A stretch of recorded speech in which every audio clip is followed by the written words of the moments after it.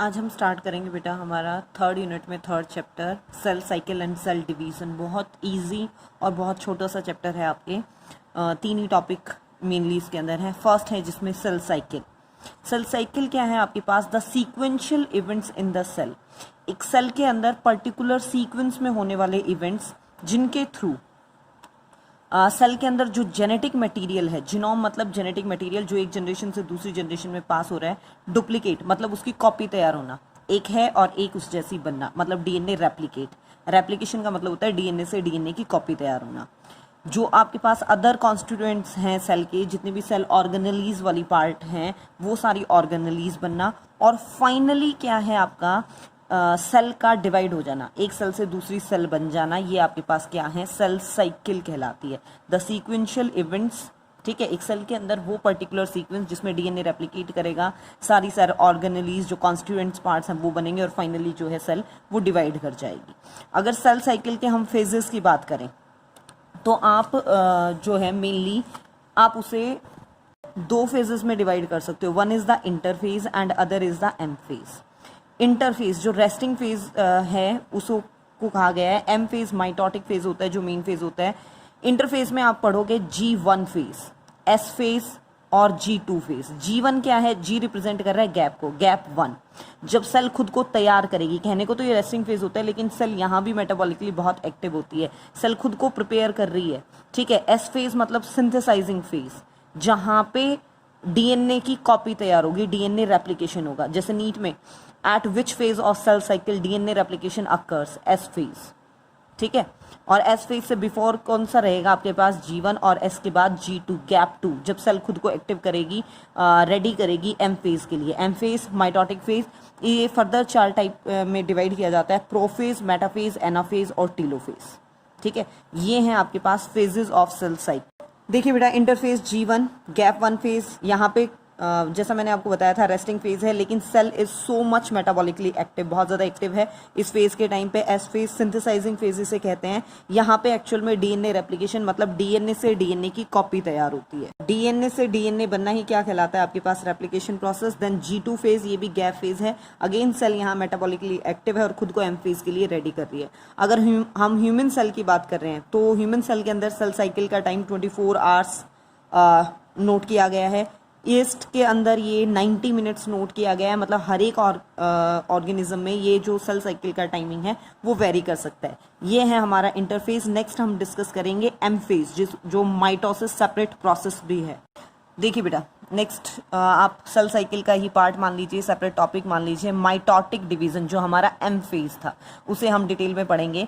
It is also known as equational division. Equal मतलब बराबर। यहाँ इक्वेशनल नाम क्यों दिया गया है? क्योंकि माइटोटिक डिवीजन में जो सेल बनेंगी उनके पास जो जेनेटिक मटेरियल होगा, क्रोमोसोम का नंबर सेम होगा एज जैसा कि पेरेंट सेल के अंदर था। मतलब जो इनिशियली हमने सेल ली थी उसके बाद जो डॉटर सेल हमारे पास बनेंगी वहां क्रोमोसोम नंबर सेम रहेगा। That's why it is known as equational division. Mitosis के अगर हम फेजेस की बात कर रहे हैं तो 4 फेजेस में जैसे हमें पता है हम उसे डिवाइड करते हैं। फर्स्ट फेज है प्रोफेज।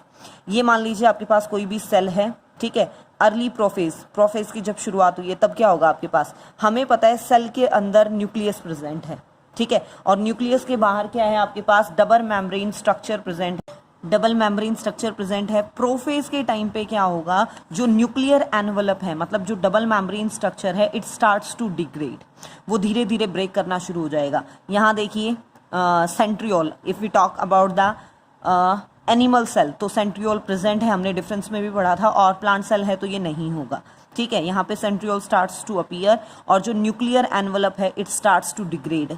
आपने कंप्लीटली डिग्रेड नहीं किया, आप डॉटेड लाइन से इसे शो कर रहे हो, मतलब ये टूटना शुरू हुआ है।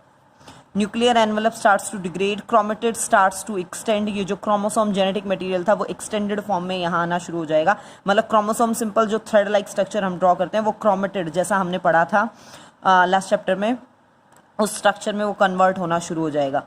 मिडल प्रोफेज, धीरे धीरे धीरे धीरे ये बिल्कुल डिग्रेड होना शुरू हो जाएगा। ये एक साइड पे था सेंट्रियोल, दूसरी साइड पे भी आना शुरू हो जाएगा। इन्हें पॉल्स कहा जाता है, अपोजिट पॉल्स। ये एक पॉल, ये सेकंड पॉल, ठीक है।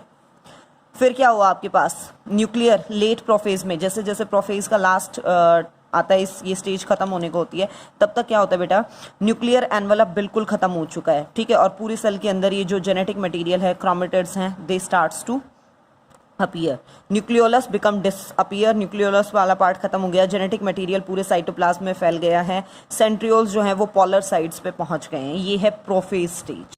सेकेंड स्टेज है हमारी मेटाफेज स्टेज। मेटाफेज स्टेज पे क्या है, ये क्रोमेटिड्स का डायग्राम था, ये बीच में जो कॉन्स्ट्रिक्शंस थी उसे हमने नाम दिया था सेंट्रोमियर, और ये सेंट्रोमियर जिस प्लेट लाइक स्ट्रक्चर से अटैच होता है उसे हम नाम देते हैं काइनेटोकोर। क्या है ये स्ट्रक्चर, काइनेटोकोर, ठीक है।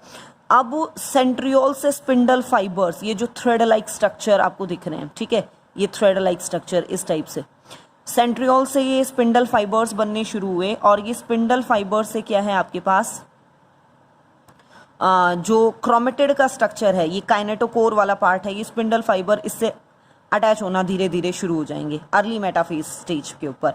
धीरे धीरे जब लेट मेटाफेज स्टेज पे आएंगे, ये स्टेज नियर टू कंप्लीशन होगी, तब क्या होगी, ये सारे क्रोमेटिड आपके पास सेंट्रल लाइन के ऊपर, इसे इक्विटोरियल लाइन भी बोल देते हैं, मेटाफेज प्लेट भी बोल देते हैं, यहाँ इस सेंट्रल पॉइंट के ऊपर स्टार्ट्स टू अरेंज।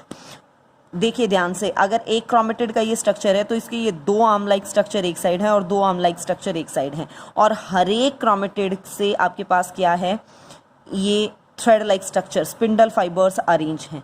हम बात कर रहे हैं यहाँ एनिमल सेल की, क्योंकि हमने सेंट्रियोल का इन्वॉल्वमेंट दिखाया है। तो एम्फीएस्ट्रल, यहाँ पे ये ग्रोथ का पैटर्न हो जाएगा। एक होता है एनेस्ट्रल, जहाँ पे ये स्पिंडल फाइबर्स बने ही नहीं, ठीक है, वो प्लांट सेल्स के अंदर होता है। स्पिंडल फाइबर आपके काइनेटोकोर से अटैच हो गए, क्रोमोसोम जो है वो मेटाफेज प्लेट पे अरेंज हो गए, स्पिंडल फाइबर्स ये काइनेटोकोर से अटैच हैं और दोनों पोल से इन्हें कनेक्ट करके रखते हैं। थर्ड स्टेज होती है बेटा एनाफेज स्टेज। एनाफेज स्टेज के ऊपर क्या हुआ बेटा, जो सेल थी, मतलब ये जो मेटाफेज प्लेट पे पहले अरेंज थे, मेटाफेज प्लेट से ये क्रोमेटिड स्टार्ट्स टू सेपरेट, जो स्पिंडल फाइबर्स हैं वो उन्हें अपनी साइड खींचना शुरू कर देंगे दोनों पोल्स के ऊपर, तो वो आपस में जो क्रोमेटिड्स वाला पार्ट है ये सेपरेट हो जाएगा, और सेपरेट होके क्या है आपके पास, दे स्टार्ट्स टू सेपरेट हो जाएंगे, और वो क्या है अपोजिट पोल्स पे मूव करना शुरू कर देंगे। Chromatid starts to move in opposite direction, ये धीरे धीरे बिल्कुल अपोजिट पोल पे पहुंच गए एनाफेज स्टेज खत्म होते होते। फोर्थ है हमारे पास टीलोफेज स्टेज। टीलोफेज स्टेज जब तक आएगी बेटा, तब तक क्या है, ये अपोजिट पोल्स पे आ गए, और न्यूक्लियर जो एनवलप है, न्यूक्लियोलस स्टार्ट्स टू रीअपियर, जो न्यूक्लियर एनवलप है it starts to reform. Chromosome जो क्लस्टर था वो अपोजिट पोल पे पहुंच गया, दो अलग अलग पोल पे, न्यूक्लियर एनवलप उनके साइड में बनना शुरू हो गया लगभग, ठीक है। न्यूक्लियोलस, गोल्जाई कॉम्प्लेक्स, एंडोप्लाज्मिक रेटिकुलम वो रिफॉर्म कर गए, बन गए। इसके बाद फेज होता है साइटोकाइनेसिस। साइटोकाइनेसिस का मतलब होता है डिवीजन ऑफ साइटोप्लाज्म। ये जो आपने फेजेस पढ़े, प्रोफेज, मेटाफेज और एनाफेज, इन सब के अंदर आपने क्या पढ़ा है बेटा, कि न्यूक्लियस डिवाइड कर रहा है, ठीक है। These are the part of karyokinesis. Karyon word always relates with the nucleus. Cytokinesis means क्या है आपके पास, डिवीजन ऑफ साइटोप्लाज्म। एक सेल डिवीजन जब तक कंप्लीट नहीं होता, जब तक कि साइटोप्लाज्म डिवाइड नहीं कर रहा, ठीक है। यहाँ पे साइटोकाइनेसिस के लिए क्या होगा, सेल के अंदर ये फरो मतलब ये डिप्रेशन, ये ग्रूव, सेल के अंदर ये फरो बननी शुरू होगी। अगर आप बात कर रहे हो प्लांट सेल की, ठीक है, तो प्लांट सेल में बाहर सेल वॉल प्रेजेंट है, तो ये ग्रूव बनेगा, ये फर्रो बनेगी अंदर से बाहर की साइड, ठीक है। और अगर आप एनिमल सेल की बात कर रहे हो, वहां कोई सेल वॉल नहीं है, तो वो बनेगी आपके पास बाहर से अंदर की साइड।